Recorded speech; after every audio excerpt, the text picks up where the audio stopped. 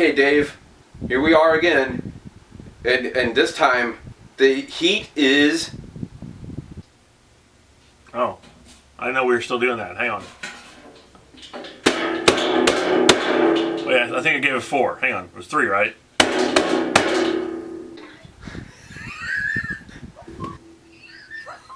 Or was it? No, it was 4. No, it was 3, right? Oh, yeah, I think I gave it 4. Hang on, it was 3, right? 3. Okay, I think I got it right the second time. All right, let's do this again.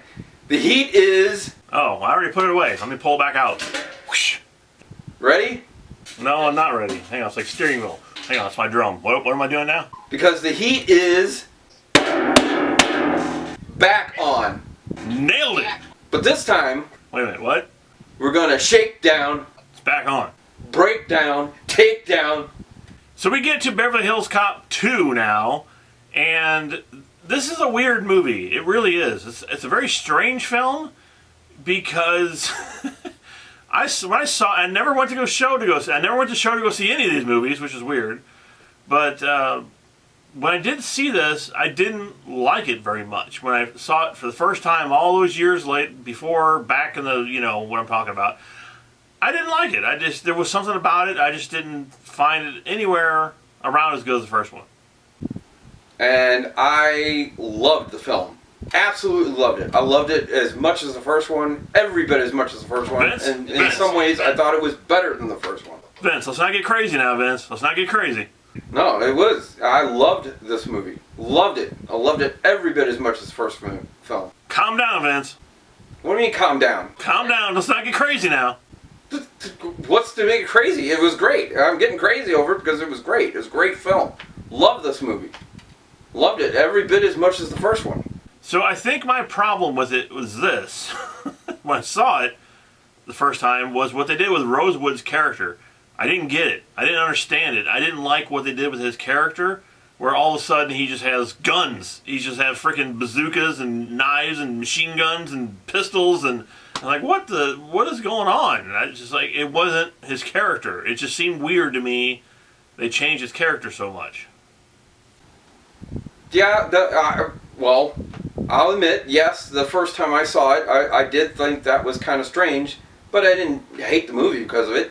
I thought it was, I liked it. I liked what they did. It just, I thought it was a little bit strange that all of a sudden he had guns everywhere. He went from having this little pistol like in the first film to having, machine guns and all into, when they go into his apartment, there's posters of Rambo and Cobra because, of course, like I said in the first review, this was actually originally supposed to be Cobra at one point.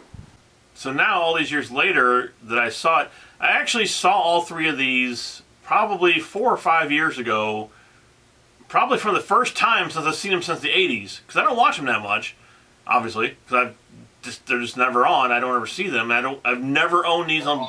They're always on. They're always on. They might always be on in Florida, but they're never here in St. Louis. They're always on everywhere, Dave. Where? I've never seen one of these movies on, Vince. Oh my God. I even have HBO. Nothing. Like I said, the programming in Florida must be different than anywhere else because... No. Yeah, I've never seen any of these on. I don't see where the programming here would be different than up there when it's on a cable station like USA or AMC. No. TNT or TBS. No.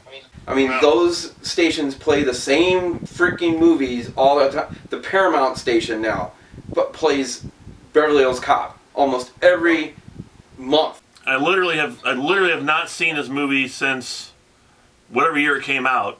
But all 3 of them were on, I guess, like I said, 4 or 5 years ago, on one of these mystical channels you're talking about. And I think it was edited. I think it had commercials in it. I don't think it was the actual movies. I think it was just on TV with commercials in it. And I recorded all 3 of them because, I hadn't seen them in 30 years. And I loved the first one. And then I watched the second one thinking, well, it wasn't as good as the first one. But when I watched the second one, I actually enjoyed it a lot, seeing it again, like 5 years ago. And now, watching it again here on Blu-ray, I actually think it is a great movie. Now, let's not get crazy now. Let's not get crazy. Let's not get crazy with that. Like I said, I don't know, because it's so different, I guess, from the first one. I was expecting the first one over again, and that's not really what it was. It got to a little bit more serious in the second one. It wasn't just all comedy, and he wasn't just cracking jokes every 5-10 minutes.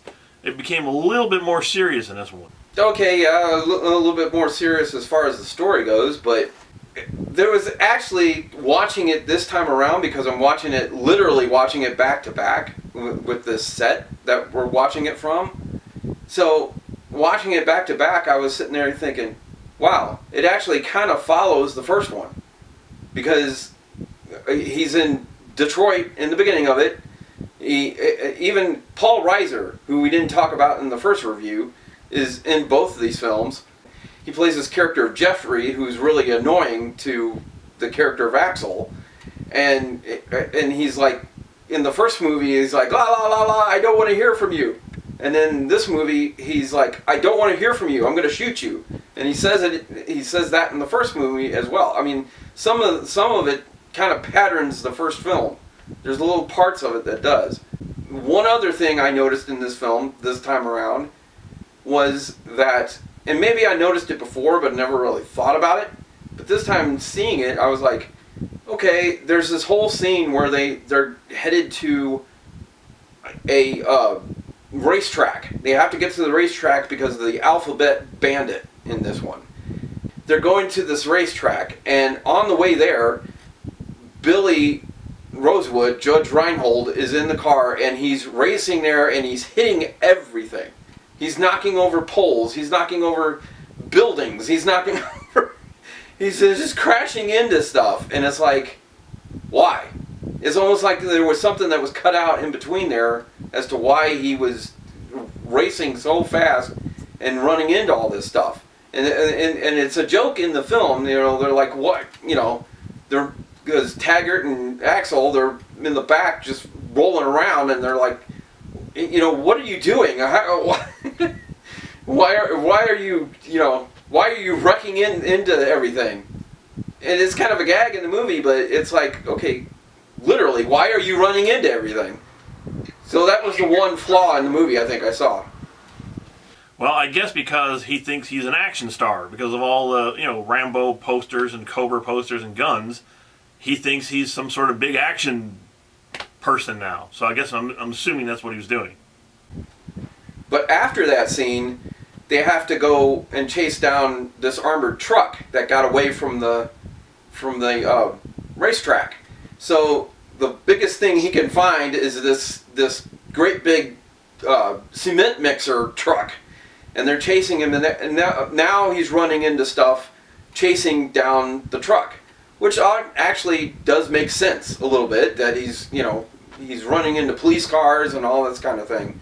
And again, they make kind of a joke in here, a reference to Star Wars, which was pretty funny.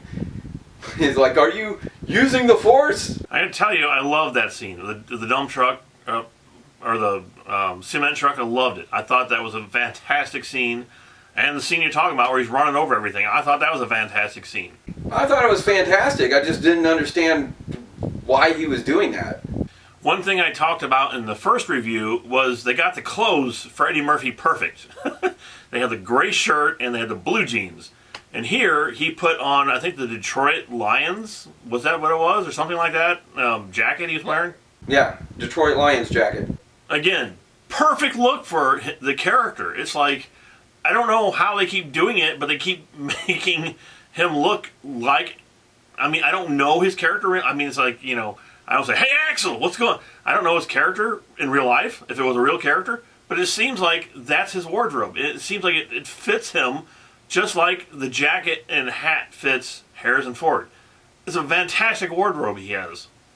Yeah, he looks fantastic in this film. And again, we were talking about the characters, and again, another character that we didn't get to talk about in the first review was Gil Hill.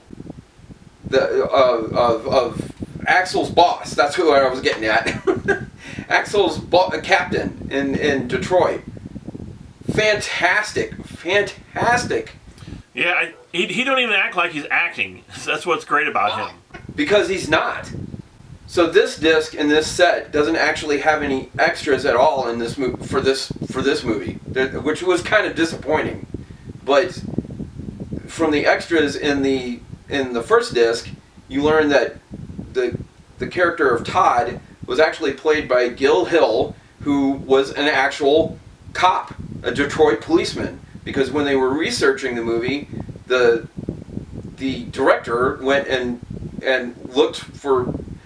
He wanted to see the actual Detroit Police Department and look and see what, because he was trying to make that contrast that we talked about in the first review. So he's looking at the Detroit Police Department and he comes across this guy and he's like, he let him read a couple of the lines from the movie, and it's like, there's something about him that really works. I could put him in the movie. So he asked him, would you mind doing this, reading against the other actors, so that reading against Eddie Murphy, so that I can cast these people. So he's like, yeah, sure, I'll do it. And then while he was doing it, he was like, he's perfect for the film. So he put him in the movie, in the first movie. He was fantastic. And he put him back in here, fantastic. He's a great character. You know what else is great about this movie is the plot. The story is actually really, really good in this movie, and it brings in Brigitte Nielsen as one of the bad guys. And you're talking about sort of a plot, hole here. It's like you take a 6-foot-tall woman with bleached blonde hair and you go have her do robberies. How would she not get noticed? Well, they actually say this in the film. They actually say that. And he goes, well, there's a 6-foot blonde in the shooting range there. And Judge Reinhold says, well, 6-foot blonde are growing on trees around here. Still, I mean, if you're doing a robbery, that would stand out. That would stand out as somebody that you would be looking for, I guess. Yeah, I guess. But, I mean, if you're in a place where there's lots of blonde women, I guess you wouldn't really notice it. It wouldn't really stand out. So anyway, yeah, the Alphabet Killer story was really interesting. It was really well told, and it did have some surprises and stuff in there. And the bad guy in here, as soon as I saw him, I told Becky, that's a bad guy's face. If I ever seen a bad guy's face before, that's it. I mean, he was like a stone cold, face. He looked like, a bad guy. Speaking of the bad guy in here, he's actually not in the movie that much.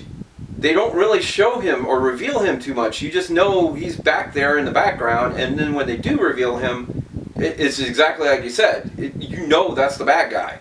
It's obvious he's the one controlling everything. And the one weird sequence, if there was anything really weird besides Billy Rosewood getting all the weapons, and that didn't bother me anymore, actually, because, I don't know, it seems like... I thought it was weird the first time I saw it, but now that I see it the second and third time, it's not. It's weird, but it's still weird in a good way, I guess. I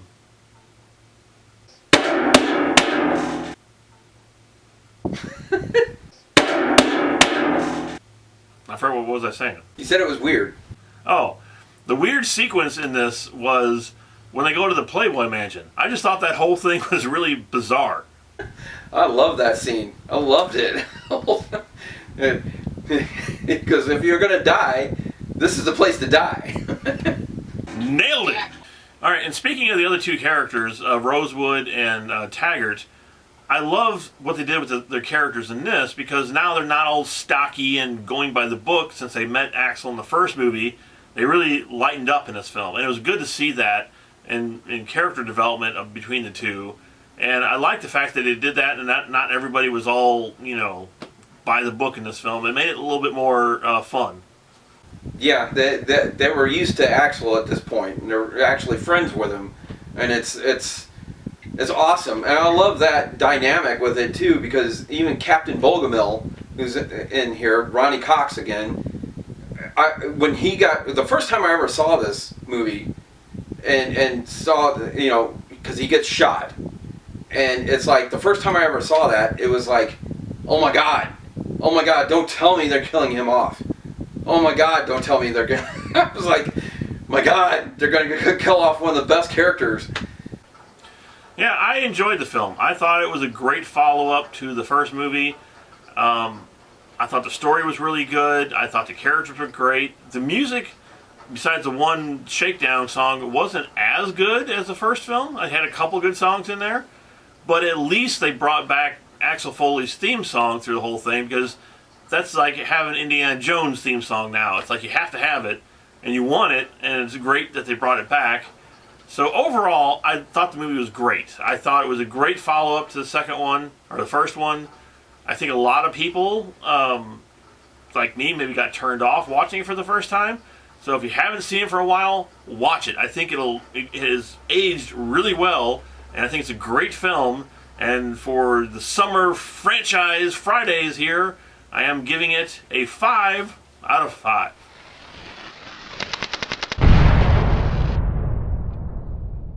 Yeah, I absolutely love this film. I loved it the first time I saw it. I mean, I've had so much fun with these two films. It's just great. They're just great films. And this one is not quite as perfect as the first one, but it's perfect in the fact that it's just filmed great. I mean, the whole look of it is great. They for some reason, this one turned out a little bit orange. They had like an orange tint to some things, but it actually works for the film. It's like they do this like sundown kind of thing looking toward it, kind of almost like a western, and it just looks phenomenal. I loved how they changed some of these things, and of course they have a new captain in this thing, and he's terrible. Now, I'm not talking about the actor or anything. He's a terrible character in there, but he's a good character in there. It's something to play off of Axel, and it turns out great. I just loved this film. I think they did a great job of following up the first one, and I loved it. And I would give it the bomb.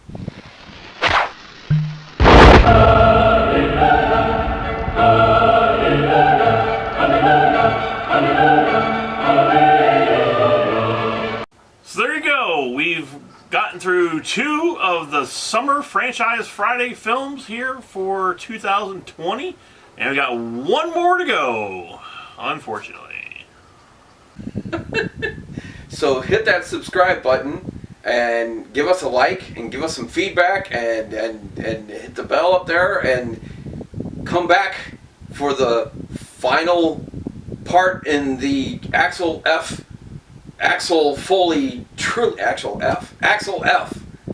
which was a fantastic score in the first film, and just was fantastic. It's great. It's great. Come back for more Axel. I can think of a lot of things that F could stand for in the third film.